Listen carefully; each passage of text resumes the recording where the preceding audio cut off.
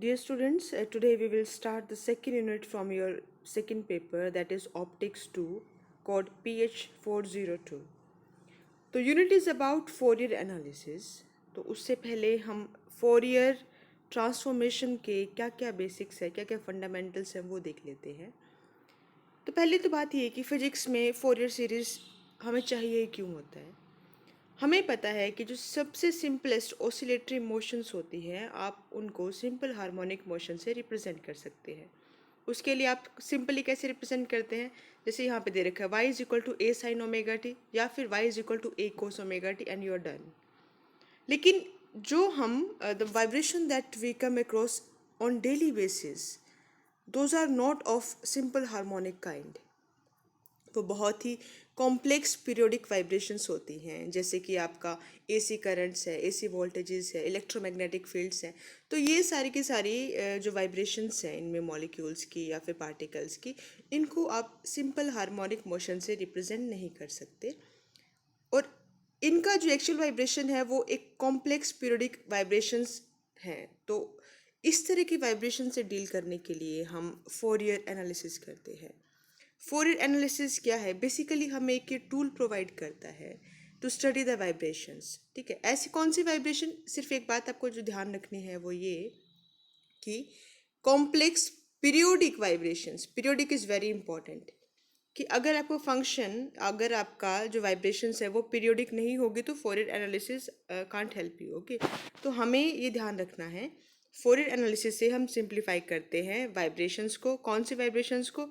कोई भी complex periodic wave function को हम उससे सिंप्लीफाई कर सकते हैं। कैसे कैसे कर सकते हैं? उसके लिए हमें देखना पड़ेगा फोरियर थ्योरम। फोरियर थ्योरम क्या कहती है? It says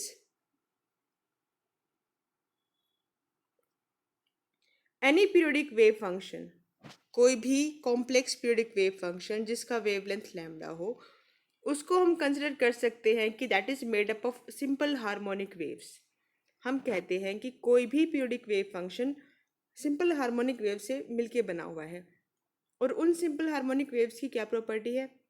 they have definite amplitude, phase and periods. और जो उनका फ्रीक्वेंसी है, उनका फ्रीक्वेंसी जो आपका पीरियोडिक वेव फंक्शन का जो फंडामेंटल फ्रीक्वेंसी है उसके नेचुरल नंबर का रेशो है।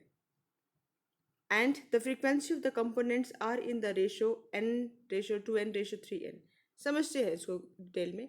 बेसिकली यहाँ से आप क्या कहना चाह रहे हैं कि आप कॉम्प्लेक्स पीरियोडिक फंक्शन को लिख सकते हैं in the terms of simple harmonic functions. कैसे लिख सकते हैं वो फोरियर थ्योरम आपको बताएगी। तो ये जो स्टेटमेंट है, this is a general statement. तो क्या करती है ये? It split complex periodic wave function into sine and cosine vibration whose frequencies increases in the ratio of natural number. अब ये चीज़, इसको हम लिख के देखते हैं मैथमेटिकली, कि जो लाइंस आपने लिख रखी है इसको मैथमेटिकली आप कैसे लिखेंगे। तो हमने बात करी कि आपका जो फंक्शन है वो पीरियोडिक होना चाहिए, complex periodic function is set. तो अगर वो फंक्शन पीरियोडिक फंक्शन है तो वो ये इक्वेशन सेटिस्फाई कराएगा कि F T plus N T that has to be equal to F T if this function is periodic. ठीक है, तो this is the simple definition of your periodic function. तो फोरियर थ्योरम से हम क्या कह रहे हैं कि उस पीरियोडिक फंक्शन को आप लिख सकते हैं in the terms of science and cosines. Science and cosines मतलब सिंपल हार्मोनिक फंक्शंस। कैसे? वो सिंपली क्या है, आपको एक बात जो यहाँ पे ध्यान में रखनी है कि इसमें इनके डेफिनेट एम्पलीट्यूड्स हैं। ठीक है, इनके फेजेस डेफिनेट हैं। और चेंज कहाँ पे हो रहा है? चेंज हो रहा है फ्रीक्वेंसी में, कि जो आप डिफरेंट डिफरेंट वेव फंक्शन, जो different different simple harmonic functions ले रहे हैं, उनका फ्रीक्वेंसी 1 रेशो 2 रेशो 3 रेशो इस तरीके से नेचुरल नंबर्स के रेशो में इंक्रीज हो रहा है। तो अगर मैं इसको कॉम्पैक्ट फॉर्म में लिखूँ, ये इक्वेशन हमने कहाँ से लिखी? ये हमने डेफिनेशन से लिखी फोरियर थ्योरम की। ठीक है, कि कॉम्प्लेक्स फंक्शन को आप सिंपल हार्मोनिक फंक्शन की फॉर्म में लिख सकते हैं। बस बात यहाँ पे ध्यान रखनी है कि जो आपका फ्रीक्वेंसी है वो इस रेशो में होगा। तो आप इसको अगर कॉम्पैक्ट फॉर्म में लिखे तो आप समेशन का साइन यूज करें, तो your F T that was your complex complex function that you were analysing, वो क्या है? दैट इज सिंपली आप सिंपल हार्मोनिक फंक्शंस के फॉर्म में लिखा जा सकता है। तो ये जो इक्वेशन नंबर 2 है that is your Fourier series. जहाँ पे ओमेगा फंडामेंटल फ्रीक्वेंसी है, Y displacement of complex periodic wave function, जो आप वाई क्या है, एफ टी है बेसिकली, तो ये उसका डिस्प्लेसमेंट है। तो इस सेकंड नंबर इक्वेशन में अब हमें क्या चाहिए, हमने ए note, A N, B N, अब साइन एन ओमेगा टी, कोस एन ओमेगा टी, ये तो सिंपल फंक्शंस है। अब हमें चाहिए ये जो कॉफिशेंट्स आप यहाँ पे लिख रहे हैं, ये सारे कॉफिशेंट्स, तो इसको निकालने के लिए अब we have to make use of trigonometry. तो यहाँ पे क्या कह रहे हैं हम, जो ये कॉफिशेंट्स हैं इनको हम बोलते हैं फोरियर कॉफिशेंट। अब हमें हमारे पास इक्वेशन नंबर 2 में 3 कॉफिशेंट है, ए note, A N, B N. सबसे पहले हम ए नोट निकालेंगे। ए नोट निकालने के लिए इक्वेशन नंबर 2 में हम क्या कर रहे हैं, ए नोट निकालने के लिए इक्वेशन नंबर 2 को दोनों ही साइड से हम इंटीग्रेट कर रहे हैं ओवर टी, और लिमिट क्या है 0 टू टी। ऐसा करने पे हमें we will get equation number 3। तो इक्वेशन नंबर 3 में 3 पार्ट्स है, एक तो ये ए नोट वाला, एक ए एन वाला और एक बी एन वाला। हमने इन तीनों पार्ट्स को डिफरेंट डिफरेंट कैलकुलेट करना है, इसलिए मैंने इनको पार्ट ए, बी और सी कह दिया। तो सबसे पहले हम ए स्ट्रेट फॉरवर्ड, इसमें तो कोई दिक्कत नहीं है, बी कैलकुलेट करते हैं। Make use of your trigonometric knowledge and आप यहाँ से बी निकालें। सिंपली स्टेप्स दे रखे हैं आपको, you can do it, it's just simple mathematics. तो बी और सी, इक्वेशन नंबर 3 में बी और सी की वैल्यू आती है 0, हमने सोल्व करके बताया है ये, और A is you can solve it. तो यहाँ से आप ए नोट जो फर्स्ट जो कांस्टेंट फोरियर कंपोनेंट है उसको निकाल सकते हैं यूजिंग दिस स्टेप्स। उसके लिए आपने क्या किया, पहला स्टेप ही है जो आपको ध्यान में रखना है, वो ये कि आपने जो इक्वेशन नंबर 2 है उसको इंटीग्रेट कर दिया with the limit 0 to T. अब सेकंड क्या है, ए एन। ए एन में भी आप क्या ही कर रहे हैं, आपको इक्वेशन नंबर 2 को इंटीग्रेट करना है, लेकिन आप पहले उसको मल्टीप्लाई करेंगे दोनों ही side cos of M omega T.